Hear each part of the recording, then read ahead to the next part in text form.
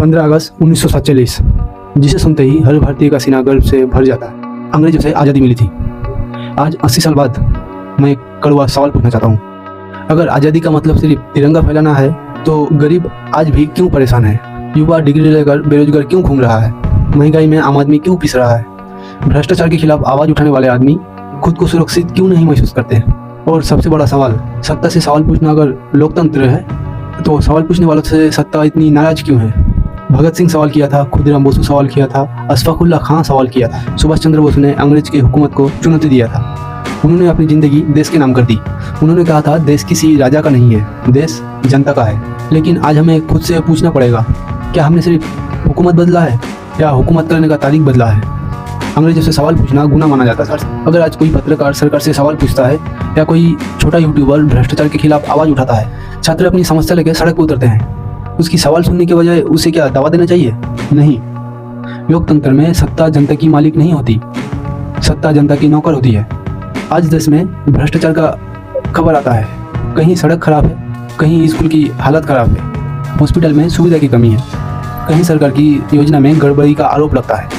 लेकिन सवाल ये है, जनता की टैक्स का पैसा जनता से कितनी ईमानदारी से पहुंचता है?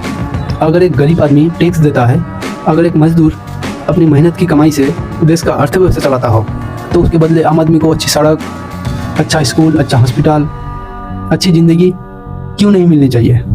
नेता बदलता है, सरकार बदलता है, लेकिन जनता की हालत अगर नहीं बदलती तो 15 अगस्त के जश्न में एक सवाल पूछिए, आखिर आज़ादी का फ़ायदा किसे मिला?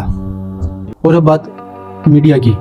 पत्रकारिता का काम है माइक लेकर सत्ता के पास सवाल पूछना, सत्ता का तलवा चाटना नहीं। उसे गोदी मीडिया बोलते हैं।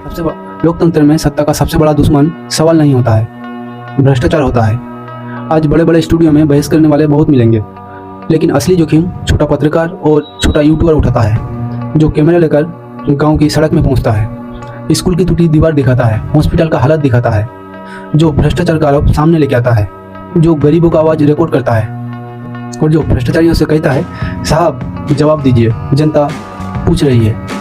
ऐसे लोगों को दबाना नहीं चाहिए।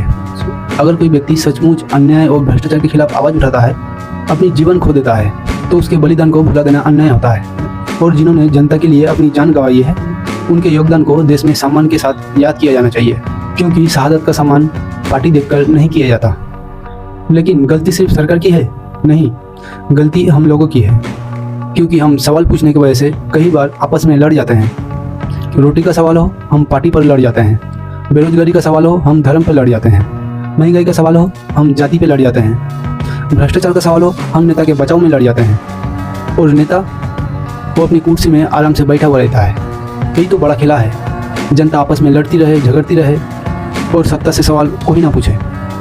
देशभक्ति अच्छी है, लेकिन अंधभक्ति देशभक्ति नहीं होता है। किसी नेता से प्यार कीजिए, मगर उसकी गलती पे सवाल पूछिए।